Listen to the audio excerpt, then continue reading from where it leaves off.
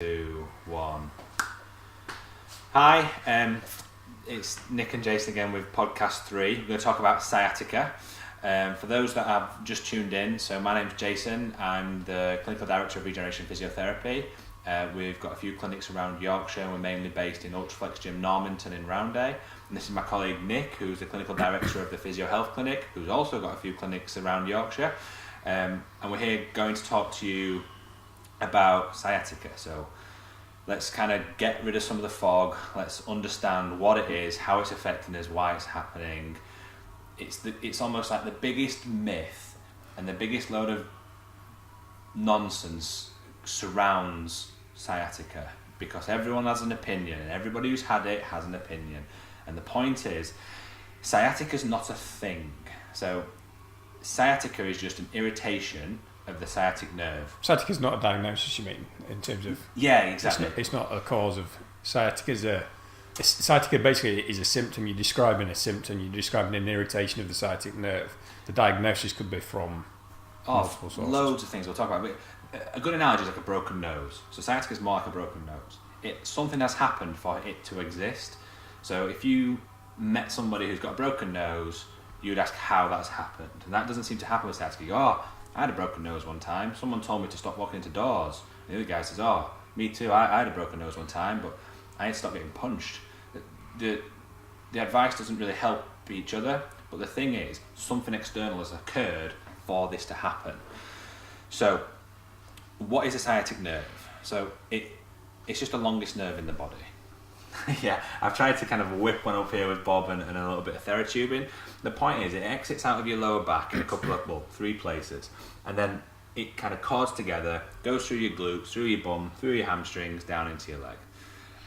We'll talk about dermatome charts and myotomes and all these little things a little bit later, but all it is a very long nerve that can get hurt or irritated at multiple points.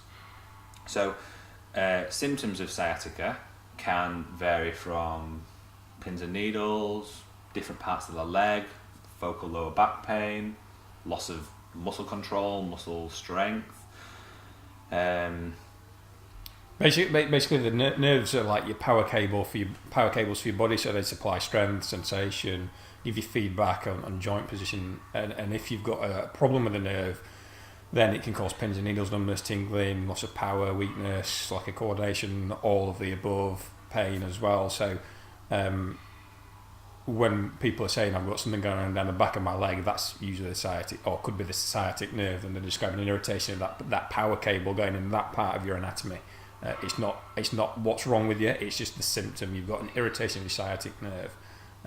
But yeah, think of it as like a power cable, basically. And if we use electricity, if we use that analogy, if you've got a compression of your power cable, so we talk about your TV, so if something's pressing on that plug wire so hard that you can't get enough electricity through, you're going to start seeing a flickering picture, and it's going to mess with the telly. So you could also analogy it to the lights. So a flickering light bulb doesn't always mean there's a problem with the bulb. There could be a problem with the electrical supply to the bulb. So we can talk about dermatomes and myotomes. These are just ways that you've kind of been wired up.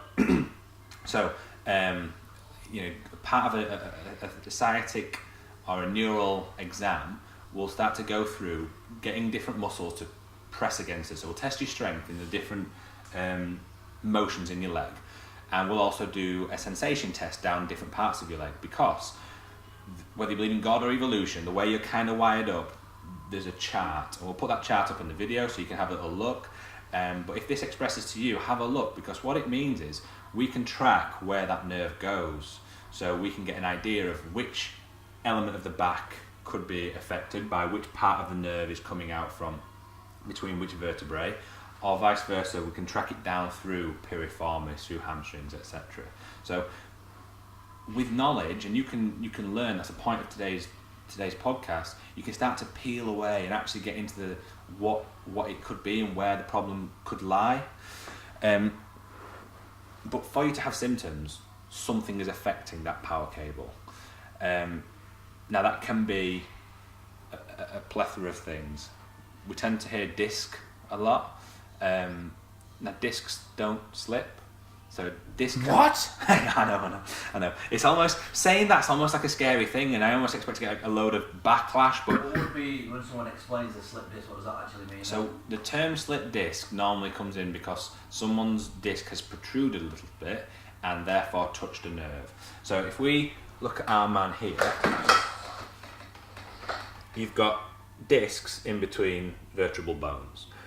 The discs are, think of them as Jam donuts. Yeah, like a jam donut. They're shock absorbers and they separate the vertebra. So instead of having bone on bone, we've got this kind of disc in between that stops that compression, but it gives a space in between the vertebra to allow the nerve roots to come out. Inside the texture of that disc is, think of a jam donut. Basically, there's a hard outer part or harder outer part and a more liquid inner part. And when people talk about disc issue, what normally happens is that the jam part of the donut has moved into the dough, and if it moves enough, it will come out the back of that donut and start to possibly touch a nerve. So nothing slipped. It's the liquid part of that disc, the jam inside a donut, that has moved, and that can either happen suddenly with a you go to lift something and you feel that bang, that pain in your back. That might be a sudden protrusion of the liquid part of the disc moving out, or it could be a gradual thing. It could be something that's just built up over a long period of time, repetitive flexed postures, people who sit down a lot, cumulative lifting, so people on the factory line, just that little bit of bend and that little bit of lift, that liquid part of that disc in a certain age bracket, which is normally between 20 to 40, is quite mobile, and that can be one of the causes of sciatica. So the disc's not slipped. If you imagine for that to have happened, the whole thing, the whole disc, the whole donut would have to move. It doesn't.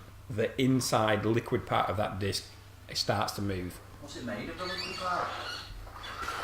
It's an awful question because I have no idea. Yeah, neither do I. Jam, I told you. Jam. It's made out of jam. Yeah. So there's a lot of times, so a surgical disc decompression, you can actually, it's like a jelly substance, and I'm not into like the medical side of the actual composition of it, but you can get surgeries, which we'll talk about later properly, but when you have a disc decompression, typically they will fuse two bones together, but they can also inject into the disc and draw out some of the fluid to create less pressure, to almost like suck that disc bulge back in. Because the thing is that nerves don't exit through holes, they exit through like a semicircle and semicircle, so a gap between bones. So when you have normal mobility, these joints move and open, and you can get like a nice translation of the disc in and out of the hole. Okay, if the disc, and you get a bit of a bulging, so you get a little bit of protrusion of the disc, goes into that space, it encroaches on the space the nerve has, and it can cause a bit of a nip. A way to think about it is if you to squeeze a water bomb in your hand, you'll get like a little protrusion, okay?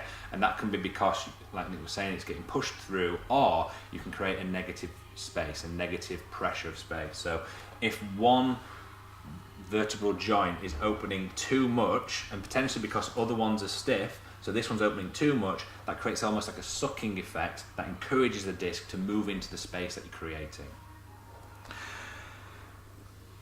The other thing is, so that's just a disc, and also discs are incidental, so you could have stalagmites and stalactites in this room if they were to represent what discs look like on an MRI scan. But if they're not in the way of anything that's moving about, it's irrelevant, they're fine. So there was a piece of research, and we'll pop it up on here, where they scanned quite a large volume of the average populace. I can't remember the study size, but we'll put the image up on here.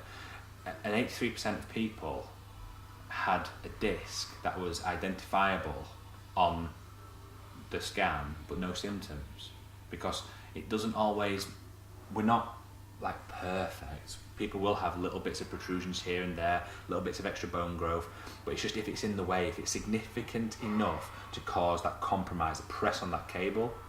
Because the other thing that could happen potentially is quite the opposite, where we call these joints the facet joints. Now, these are just the joints between the vertebral bones, and if they get locked or get too close together, and that can also come on the line with extra bone growth through arthritis, through stenosis, etc., then that can nip the nerve. You can also have things where postural, so he's got a big rod through his back, so it doesn't help me to show very well. But if we were to bend him back, so he's got a big lumbar lordosis, a big arch in his back, that closes the gaps together. If we talk about where the nerve runs between muscles, through muscles, down channels, if they're getting compressed and squashed, that can cause a bit of compression. So there's loads and loads of ways that you can irritate the nerve, and the skill is working out how it's happening to you and then what we're going to do about it. So the thing is, nerves don't stretch, nerves slide. So if all your think of 2 meters of nerve in a 1.5 meter tube, so there's slack in there, and that moves around through your body. Oops. So if you are pulling, you're going to irritate the nerve. What it needs to do is slide through. We'll put some videos up explaining what that means and how you can do this to yourself. We've also got something called neural guarding, which is how you, if you're not a runner and you're not doing very heavy hamstring exercise, but you feel like you've got chronically tight hamstrings, this kind of stretch effect, this part of your body not wanting to get the nerve yanked on, can create something called neural guarding. So the hamstring muscles can grip the nerve to protect it. If you think about someone pulling your hair, if you've got a ponytail, the first thing you do if someone's pulling your hair is grab hold of your hair so you stop yanking on the roots. So if you're constantly yanking on this nerve, you will start going tight around where the nerve is to try and stop yanking it out of your back. So if you're someone who's on a sports massage every few weeks because you've got a chronically tight hamstring, why do you have a chronically tight hamstring? You'll never get past that if it's because of neural guarding. You need to address the nerve issue. It's like putting a stone in your shoe. You have to remove it for you to actually achieve normal gait. So the relevance of that is hugely significant in terms of people might say that they've got symptoms of what they think is sciatica or a tight hamstring, when actually it can be something, like I say, it could be muscular, trying to protect that nerve and making you feel like you've got a tight muscle. It's the wrong diagnosis, it's the wrong course of action. If you're loosening up the muscle or you're trying to stretch the muscle, you've still got this issue there, it could be an irritation of your sciatic nerve. So we'll try and differentiate. There's a test that we can do to differentiate between whether it's muscle or the nerve that's causing the irritation, and it's pretty simple. We call it the slump test, where you drop your head down, you have a bad posture, you straighten your leg and curl your foot up to your head, and a lot of people stretch their hamstrings in this posture that actually really aggravates and winds up your sciatic nerve. So just by making a tweak to your hamstring stretch, so instead of dropping your head and pointing your foot, curling it up to you, so you feel a good stretch through your hamstring, what you're actually doing is really pulling your sciatic nerve quite tightly. And if you were to lift your head and point your foot, you should still feel the stretch in your hamstring, but you're taking away the neural tension. So that's really significant in terms of something that another misconception about sciatica and sciatic nerve and this stuff that goes on, particularly in the hamstring region and posterior thigh. It could be something as simple as, like I say, that muscle's tightening just to protect an irritation on the nerve, but it might just be, and it might be caused by the way you're stretching your hamstring muscle. Easy correction. Yeah. So the thing about sciatica and taking away some of the fog and busting some of the myths is, it's not always something like, let's say with disc problems, it's not always something really significant that causes sciatica or sciatic symptoms. It can be something really straightforward to fix. So don't be afraid by it. You know, there's obviously other things that we need to investigate a bit further with it, but it could be something that's really simple to fix and really easy. So don't think that, oh God, I've got sciatica, I shouldn't move for 6 weeks, or I should stop and shut myself down. It's not like that. It can be a really quick fix at times.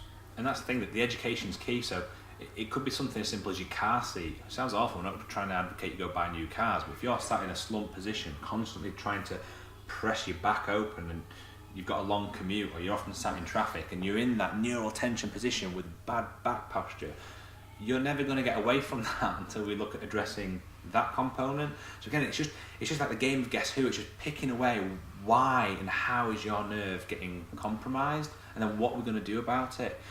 Because the big thing with a lot of this is education. So you, the patient, need to fully understand when you leave your sessions what the plan is. What we do in session, I'll talk about some treatments later, but that's to try and give little opportunities or give you biofeedback or try and create small changes that you can then work with.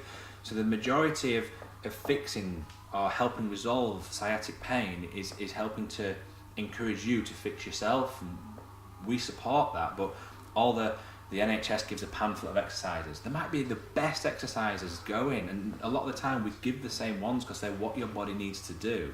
But if you don't have the education as to why you're doing it and you don't follow through, then that's the thing. Because or if you think you've got a slipped disc, you might be walking around and think, oh my god, I better not move because something else might slip out of place. Yeah. So just basically empowering. So the two ways we approach treatment. One is we settle down the symptoms, we turn things down, dial things down the pain if we can, and then the second part, the most important part, is to hopefully build you back up and empower you to be able to get moving and get stronger again. But like I say, if we don't, the terminology that gets used too frequently around sciatica is really negative, and like I say, a slipped disc or my spine's crumbling or whatever it is, awful terminology. Those things just aren't happening. So the education is key around you first understanding why you've got this issue that's causing you pain or sciatic-like symptoms. And again, on that, we meet people in the gym who are massive and can squat twice what I can do, but they think they've got a weakness. How can you have a weakness when you're that strong? You might have a muscle imbalance, you might have things not firing in the right position, that might be nothing to do with why your back pain is. It might be that actually you're an accountant and your desk position's killing you, but you think you've got a weakness. It's working out all these little bits. I've got a bad back, I've had a bad back for years. You don't have a bad back, you have a back that doesn't work properly. There's a big difference there, because if you're not going to do something to change how you're working, why would you expect coming to see me and I click your back to fix 10 years of pain, or even if it's just happened? The stereotype of, I went down just to pick something up and it went, that wasn't because that was a ridiculous explosive event. Unless you tried to pick up a piano, you've had cumulative things going on. You've been building, unfortunately, to this point where the straw breaks the camel's back. So we don't just need to make you work better to the day before it went. We need to look at how did you end up creating such an opportunity for this to happen, and changing that, working around that.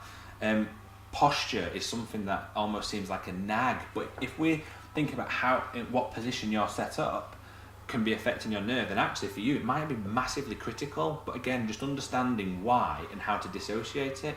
The amount of people we ask, can you squeeze your bum cheeks, and they go up onto the tiptoes, because your brain loses that connection with specific muscles, and that might be where you're at. Yeah, that might be where you're at. Can you squeeze one bum cheek then the other one, and if not, why not?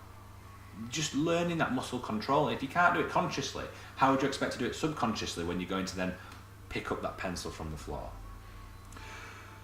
People, I'm kind of touching like weak glutes. Okay, weak glutes. Weak glutes does exist, especially like the elderly populace.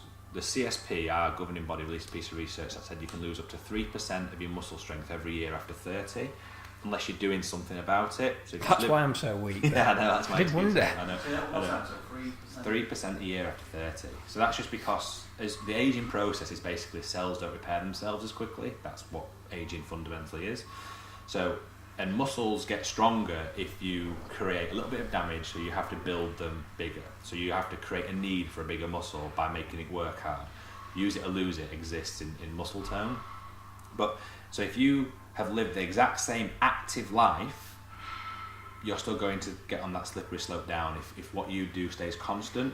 So you have to kind of keep challenging yourself to keep getting stronger, and then you may even keep getting stronger. You may end up starting to plateau a little bit. But patients who are in their 80s and think, it's just old age, it's not just old age, it's most likely weakness and maybe some physiological stuff going on. But if it's just weakness, that's not age. It's against you and it's harder to get strong, but that's just physics. It's just the biomechanics of, can you exert enough force to move in a way that doesn't nip a nerve or doesn't squash something. So yeah, posture, glutes, all these hip mobility, all these things are factors on why you're getting pain. I've always had a tight hip. Yeah, okay, well that actually might be contributing to why you're getting this pain. So unless we address that tight hip, why would you expect it to change? So it's just nice education. Posture as well, that's the other thing that people, the amount of times we hear the phrase, my posture's shocking. Most people's postures for large parts of the day probably aren't great, but it's about identifying when you know your posture's rubbish. You know, at 4:30 and you're slumping further and further into chairs, you've got 30 minutes to work and I can't wait to get out of here. You know, if you've been on your phone, which is, we're all guilty of that, for 30 minutes reading something and it's at a slight angle looking down, maybe that becomes relevant. You know, break up those periods of bad posture where you're aware your posture's not great, and just have a, step away from the desk if it's a desk-based job, or just roll your shoulder blades back, just get a bit of movement in there, because we all know when our posture's not great, it's about doing something about it. And if you make those minor adjustments through the course of a day, if it's an 8-hour working day, if you can cut out your worst posture for 10% of that time, well, over the course of a week, a month, a year, it's actually quite a significant change, and might help with your symptoms if you're getting lower back pain. So, yeah, my posture's rubbish. Yeah, nobody walks around, or very few of us walk around with perfect posture like a ballerina. And even they'll have issues. It's about identifying when you know your posture's poor and doing something about it, and that might be just something as simple as just stepping away from the desk, going for a quick walk to the side of the office, coming back, and then when you sit down, you almost always, you don't sit down and slump immediately. You'll sit down in a better posture, and it will just reduce the pressure on certain tissues if they're getting aggravated. There's 2 great top tips. So one, if you're sat at a desk, if you had wet hair, it should drip off your chin and hit your breastbone. The further forward your head is, that could be coming from neck, so people get neck pain, but also you could be hinging from your back. And that's your lower back muscles, your glutes, holding on to you to keep you into that position. I.e., if I had a pen that tapped you and turned all your muscles off, if you would headbutt the desk, then fundamentally something's holding you in that position all day. The other one is in the car. So get in the car, look in the rearview mirror, see what picture you see, adjust it if you need to adjust it, but so you've got a really nice picture. On the way home at night time, or in the morning if you're doing a night shift, but on the way after work when you're going home, look in the rearview mirror, and if you see more roof, that means that your car seat is set up in such a way that because you're now a bit more fatigued, you're able to slump down. If there's negative space behind your back, then these muscles are working hard to prevent you from snapping it, in terms of, if you think about putting a pen or a stick into your car seat, that negative space and the pressure of you sitting on it is trying to snap the pen into the space. So that's when your Mackenzie rolls, a rolled up towel with an elastic band, or just adjusting your own car seat so that even when you're tired, you're held passively in a nice position, can take off some back stress. I've put a point to talk about MRIs. A good therapist should be able to tell you what your MRI will say, and only a surgeon really needs an MRI, because they're the ones who need that picture to decide if it's significant enough to do something about it with a scalpel. So if we go, not always a scalpel, but yeah, if an MRI, basically people come in to us and tell us that they want an MRI, or do you think I should get an MRI? Let's play that forward. So like I say, hopefully we've got a good idea of what your diagnosis is. You have an MRI that either confirms or gives us a slightly different diagnosis. Then what? Do you want to have surgery? Are you in a hurry to go and let a surgeon operate on your back? If you can have an MRI, if you keep going down that route, then you end up on the surgery table. Who wants that on the back as their first course of action?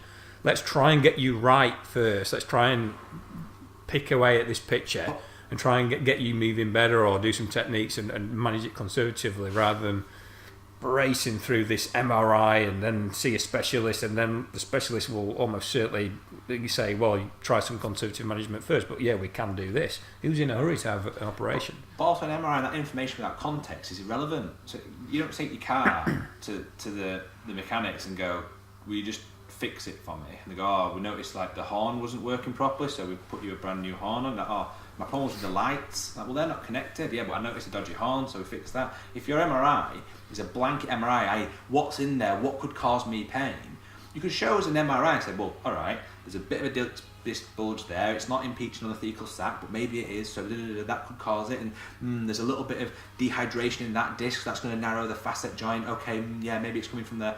All these things are sending you off in like random directions, whereas we'd use it in like reverse. So think about what I was saying before, like dermatomes, myotomes, we know where the nerves plug in and what they control, so we can start piecing that together. And then unfortunately I might say, oh, Mr. Dodson, I'm really I'm concerned about this, your level of pain, where you're at, and if we've not been able to make any change to it, it's very, very severe. I'm going to go and contact my colleague because I think we need an MRI, because I think unfortunately we're going to be going down a surgical route, right? And then the MRI, the referral would be, can you please check Mr. Dodson, right side L5S1, I'm concerned there's a disc there because he presents like this. And then if they go, yep, there is one, that's most likely now the cause of all the trouble. Let's get one of our other surgical colleagues involved. Fine. If they go, there's nothing going on there, mate. There's a stonking one at L1 too. You think, yeah, it's a different nerve, not bothered. Like, that's not affecting him. The MRI results have got to fit the clinical picture for them to be relevant.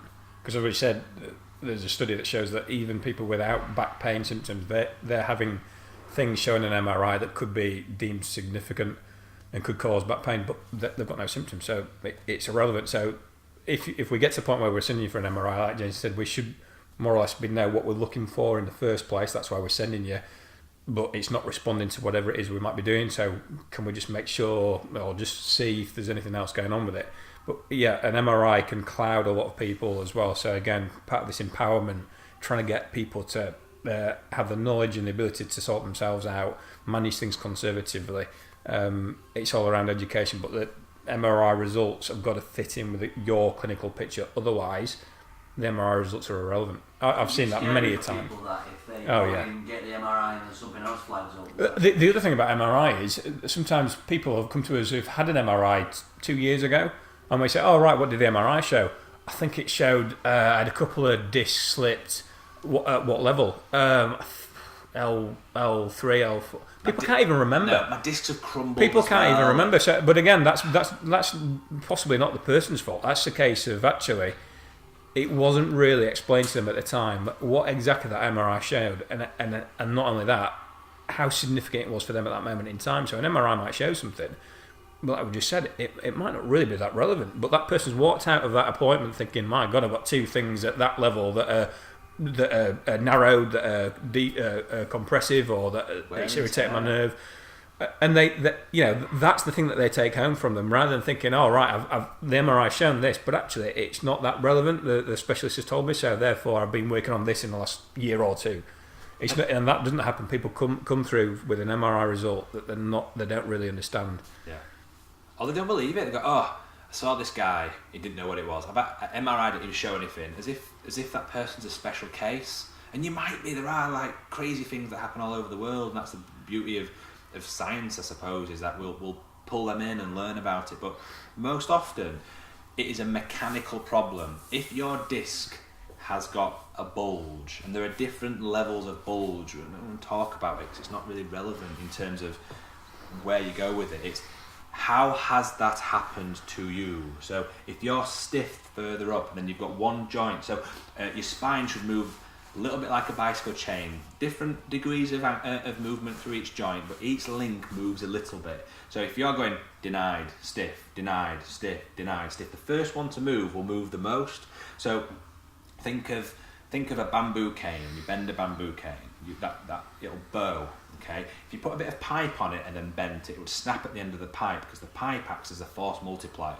So the first bit to bend after a stiff bit will get all the movement. So again, if you're super stiff and then L5S1, typical because of the angles of the back, but also if you've got a stiff lumbar spine, then you're going into your sacrum, which is fused, and this has all been really stiff, then you're going to push extra movement through there. That can encourage a disc to migrate a little bit. That's all. That can cause these problems. So you can then go, yes, you've got a disc there, so you can go and see a surgeon that can do a little bits and bobs, but sometimes the surgeon might go, yeah, but we're not going to do it. This isn't for me. Yes, that's there. Yes, your pain is ridiculous, but this is a mechanical problem. I don't fix mechanical problems. I'm here to try and help alleviate that compressive structure. So if I don't think I can do that because there's a mechanical problem, or even if they did and they did a decompression, that disc might not have even been the thing that was causing the pain. The stress through the joint might have been the thing causing the pain. So you've had surgery and you're back to square one. It's a bit of a minefield because it's just understanding what does it mean, why is it appropriate to me, and then what are we going to do about it? What is the plan what is my plan? So when you leave getting results or leave therapy, you should know what's happened, why it's happened to you, and what we're going to do about it. And you can keep going through that, because I talk a lot, but when you come into these environments, it can be bamboozled and you take away certain bits. Ask for clarity. Always ask for clarity. If you ask for clarity and they're not really sure and they don't know what to talk about or where to go with it, see somebody else. But you should be able to find the answers that mean that you can explain your back problem to somebody else. It needs to be put into terms that you can understand. Treatment. So from a rehab point of view, obviously, it will be tailored to the individual and what exactly. So if patients come with us, that they've got this sciatica, which is symptoms referring into their leg. What would we do about it? Like I say, once we've done the assessment and hopefully identified what's causing that, we'll tailor that treatment individually to you, because it's only relevant for you. But there's several things that we can do in clinic for treatment sciatica. Ultimately, we'll usually always start at the lumbar spine, see how that's moving. We can do things, we can mobilise techniques where we manually mobilise the spine and just put gentle oscillations through each vertebra, see how they're moving. We can come out to the side on the facet joints, get some movement through there, because if we've got a stiff lumbar spine, that could be contributing to your symptoms. So we can mobilise the spine and see what we find from that area. We can look at obviously the muscles around that area as well, the spine. We can look at the muscles through the front of the hip, and the muscles coming through the back of the glute. So sciatic nerve comes through kind of the middle of your hip. There's a lot of muscles that go through there. If you're really tight and they're really pinching and squashing basically that sciatic nerve, that might be what's causing sciatica. So if we do a massage, try and ease off some of that tension in there, we can stretch those muscles. That might be all we need to do for certain cases of sciatica. So we can mobilise the spine, massage the soft tissues, the structures around there, and try and free things up in the lower back. We can trace the course of that sciatic nerve down into the leg as well. So we might just ease off some of the muscle tension that might be in the hamstring, or perhaps it's in the calf. Just if you've had sciatic irritation long enough, like I say, we've got this muscle guarding. We just want to switch a little bit of that off so that we can ultimately glide the nerve, which I'm sure Jason will tell you how we do that. I will, but I'm also going to talk to you about you can use things like acupuncture to try and like dampen things down. If you're super sore, we can't even touch you, we might do that to try and dampen down your sympathetic nervous system. Just try and ease, dial down the pain. Dial it down. Symptom modification. Just try and get you into a position where we can do something. You can ramp up gentle oscillations into big minutes if needs be, but it's. When you say oscillate, what do you mean by that? It's just a nice way of saying poking. So you're pressing on one vertebrae against another, so you try and just create that little bit of movement. So if you are particularly stiff, because there's a lot of big ligaments around here, a lot of muscle attachment. So if you've not been working in a nice way for a long time, we can just get like a rusty chain, we're just going to start wiggling on each link, then we'll bring that in with some exercises to try and reinforce that movement pattern. So if you can't move in a certain way, we're going to try and help you get the movement and teach you how to use it. So you've, again, evolved or designed in a pretty good way to move. So if you're doing it in a different way, it's going to end up causing some kind of problem. Compensations tend to lead to different ways of moving, and that can cause pain or injury. Not always, but often it can. Compex is a muscle stimulator that we can use. You see them all over. They're brilliant in terms of getting muscles to fire. So if you've got inhibition, if you stub your toe in your limb, that's inhibition, but you can get that happening around. Especially if the nerve's getting tight, you might be sending signals to switch off or switch up certain muscles to try and modify how that's happening, how much yanking's getting on that nerve. So you might need to fire some muscles up to take some of the load off, or get some to dial down a little bit. Neural gliding is where it's at when you've got nerve pain, and this is the bit that everyone glosses over, and this is the golden nugget. This is where it's at. We'll put some videos on how to do it and how to test yourself if it's going to be good for you to do. In a nutshell, because these nerves don't stretch, they slide, and everything's plugged into your head. Okay, so if certain positions create a bit of stretch for the nerves, if we think about all the way up to his head, it's coming through the spinal cord, exits, then down in towards his big toe. Certain positions, like driving positions, like a neural tension position, it puts that nerve on a big stretch as it bows round his back. And again, we'll show you something with that in a sec. So what we have to do is, if we're going to try and yank on that, it's going to get sore. So we try and floss it. So a bit like when you floss your teeth, try and get something free by just moving both ends. So what you end up doing is certain positions, which your physio will take you through, which creates a stretch or a tension, a pull of the nerve up here. But before it stretches, you give it some slack lower down, so the whole nerve gets moved up a little bit. And then you can go in a different direction, and you create tension in the leg, but give it slack in the neck, and you do this. And this helps try and like wiggle it free as it gets in, say, out of an exit foramen or something. But these are symptom-free exercises. You do not want to feel anything, because nerves are what transmit feelings, whether it's a stretch or a pain. It's a symptom-free movement. You know it's happening because you can see yourself moving. We're involved in a world now, especially with the athletic population, where you want to feel a stretch. Don't want to feel anything. You're just going to move. And what you'll find is you're able to move through a greater range before you are nipping, before you feel anything. So that pain-free, stretch-free, symptom-free movement range you've got just gets bigger, and that's because you just gliding that nerve through. There's different ones for different nerves. There's lots of great ones for the neck.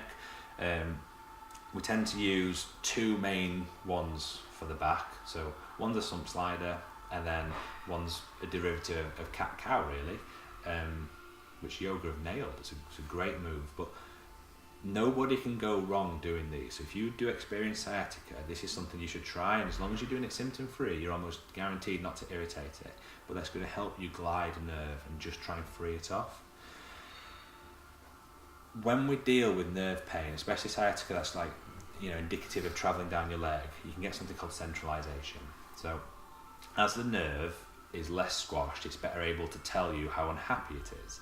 So you'll find that although you're getting less symptoms in your leg, it's almost worse in your back. You get focal back pain. That's okay. That's actually a good sign. It's not nice to have more back pain, but it's a good sign.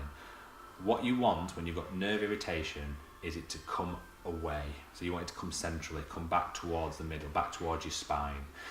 So if you're getting less symptoms in your leg and more back pain, that's just a process of centralisation where the nerve's recovering, but it's also, because it's recovering, it's able to say how unhappy it is, where it's getting stuck or where it's been squashed. So don't panic about that. If, however, you're someone who doesn't get a lot of back pain and you're getting more tingles and more numbness and more things going on in your leg, that's often indicative of it's getting worse. So it doesn't always have to be painful. That's the other thing. You can have just altered neurology, so yours might present as just awful pins and needles. But if you get enough compression, like with the TV, you can turn stuff off. So you might have a foot drop, so you can't lift your foot up. Things like this doesn't always have to be part of pain, or it doesn't have to be a painful process for you to have neural compression. But fundamentally, we want out of the legs, out of the feet, out of the thigh, out of the bum. If we get more back pain, that'll pass, but we want it up and out. And sometimes it's like scooping it all up. Can be sore. Time frames. Just another thing about rehabilitation as well. Another really key element to that is the education part. A lot of back pain and contributing factors to back pain has proven to be kind of the psychological element of it as well. So just reiterating, which hopefully we'll do through the assessment process, is educating people about what people can and can't do, and exploring some of the pain beliefs that they might have developed over the period of time that they've had sciatica before they come into clinic. So people might be afraid to move, and we're telling people to get moving. So we need to educate why that's relevant. And so we won't forget the psychological, emotional element of pain that all gets interpreted in the brain. We all interpret it differently. So we might just need to spend a bit of time just chatting through a few things with that. It's not underestimated how significant that can be. And as clinicians, as we get, certainly as I've got more experience, it's something that I spend a bit more time doing now than I ever did at the start. At the start, I just want to get stuck in and just mobilise everything and get people moving straight away.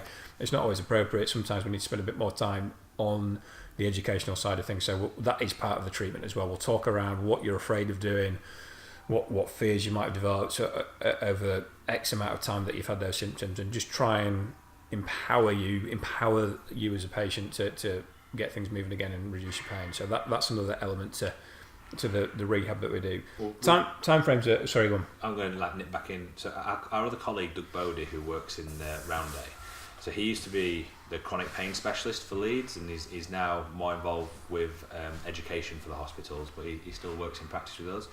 The thing is, another, like with all the cloudiness, is get used to pain. If anyone got used to pain, you would not have pain. Things just wouldn't work. So actually, the opposite is true. If you keep firing off a nerve pain signal, if it's say 4 out of 10, the body learns. So a 4 out of 10 flick sends a 4 out of 10 pain. But the better your nerve gets at transmitting that, then less of an input gives the same amount of pain, or the same input can give what's perceived as more pain. Think of it as if you came to clinic 5 times and every time you walk through the door I tried to stamp on your toe, you start thinking about it in the car park, you start worrying about it and you're looking for it, and then as soon as you open the door you're expecting it to happen. And your body's like that. It's if you've got a nerve that's constantly getting fired, it's going to be expecting to get fired. It takes less of an action potential to fire that nerve. So the chronic element of pain is a massive thing. And the thing as well is that if you've had sciatica for a long time, which is often the case by the time people come see us, what caused it might not even be relevant anymore, because that might have healed.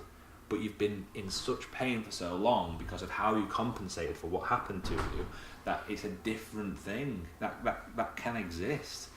So yeah, unpicking, that's massive, and that's why we do longer treatment assessment sessions, to really kind of get into that and pull apart all of it, and we will listen to you thoroughly, because it has knock-on effects into like relationships, psychosocial. People perceive themselves as one thing, and if you're something else, it's awful. I am fit, I like to go on my bike. When was the last time you went on your bike? Oh, I've not been able to do it for years because of my back. Right, well that's not you anymore, and that must be really hard to deal with. But if you want to be that, then we need to put a plan in place and we can get there. But yeah, so, and the thing is, like, time frames. If an acute sciatica can last days to 6 weeks, 6 weeks is like the magic number of healing time. If you've just walloped it, 6 weeks-ish should settle down a bit. Chronic though, all bets are off. It could have, people could be coming to us with sciatica for several months, and giving you that answer is, when will my symptoms get better? We haven't got a crystal ball. We just try and improve things step by step and hope that the symptoms will get easier or more manageable, or hopefully we can eradicate them eventually. So time frames, like I say, all bets are off really with anything that's a chronic, long-lasting sciatica. We'll try and get you out of pain as quickly as possible, certainly reduce the impact of that pain as quickly as possible, and then try and teach you to move or get stronger or move in a way that was better or more optimal for you pre-sciatica, if that makes sense. So it's a tricky one, sciatica. It can be really simple to fix, but the longer lasting stuff can take a little bit longer to pick away at. It's largely irrelevant, healing time frames, isn't it? It's just completely individualistic. You have to go back to what we mentioned earlier. So why is it happening to me? So if it's been happening for a long time, okay, fine, but why is it still happening, and what are we going to do? What we're trying to change to do about it? There'll often be a rehab plan of stuff we want you to do, and it almost works in like a traffic light situation, where if you're getting better, we keep going. If it's yellow and you kind of plateaued a little bit, we might tweak a few things and see if we can get back on course. And if we've done something that's really wound it up, then we need to go back the other way, because that's the thing, not everyone's sciatica is the same. So what helps Nick might make mine flare up like crazy, because if he needs to open a space and I need to close it, then we're going to cause problems. So don't panic, it's just part of the puzzle. It's not you, it's not your back is that bad that when you did what helped your friend and it made it worse. It's not because your back's awful, it's just a probably different problem. But always get round to the fact of, we're trying to get step by step, bit by bit better. So if you're in treatment, in therapy, and you're not getting better, ask why, ask what you're trying to achieve, what is the goal of each session, what are we trying to get to, and how we're going to get somewhere new often means we might have to do something a little bit differently. And we're the same. I have patients and I reach a plateau and I think, right, I'm going to reassess and we'll start again, because what I'm doing is not being effective, or what my patient is saying they're doing, they're not doing. And that, always be honest, but it's not often so simple. We might just have to tweak things, but constantly reviewing and re-evaluating means you get there. You've just got to get to be a little bit better tomorrow than you are today, and you get somewhere. One more thing to just mention is that like I say, the whole point of this is to hopefully take away some of the stigma around sciatica and some of the misinformation that's out there, and make it a little bit simpler. We've waffled, as we often do as therapists. We're very good at doing that, but in a 30-minute session we were trying obviously make it really relevant and almost give you bullet points and take it away for you. There are, and like I say, some sciatica can often be caused by things that are really simple things to correct. There are, however, times when it's not, and just to make you aware of those, we call them red flags. We're looking for things that are really significant in clinic, and that would be if you're getting sciatica down both legs at the same time, then that can indicate something that's slightly more significant. If you're getting, and by sciatica I mean pins and needles, numbness, tingling in both legs, that's pretty significant. If you're getting any kind of numbness in your pelvic floor region, any kind of pins and needles around your pelvic floor region, again, hugely significant for us. If you're having any problems going to the toilet, if you're having problems vacating your bladder, or you can't feel what's going on when you're going to the toilet, again, really significant. We call it saddle anaesthesia. Things are numb in your saddle region. Those kind of things are serious, and we would refer you more or less straight away to. Yeah. If your pain's constant as well, it's a constant pain that cannot be influenced. So if there's, this makes it worse, this makes it better. If yours is just bang, it just kills all the time, nothing changes it, again, it's another red flag. And these are things, again, unfortunately, I've had to blue light a few people, which is a really dramatic term of saying write them a letter and take them to go to E&E. So yeah, the majority of sciatica isn't like that, but they're just things that's important you're aware of. If those kind of symptoms you're experiencing those, then speak to a medical professional pretty quickly and get that seen to. But apart from that, and like I said, the majority of sciatica doesn't include those symptoms. We physios, we're pretty good. Hopefully, we're pretty good at dealing with it and easing your symptoms, getting you moving better, and hopefully getting you right. Yeah. So just to reiterate, it's not a bad back. It's probably just not working very well. And that's the key. Work out what you need to do. It doesn't respond very well just to simple passive treatment. Passive treatment helps create an opportunity for you to do something else. And I would just finish on sciatica as a symptom, not a diagnosis. Sciatica is as a result of something else. Let's find out what it is. Thanks.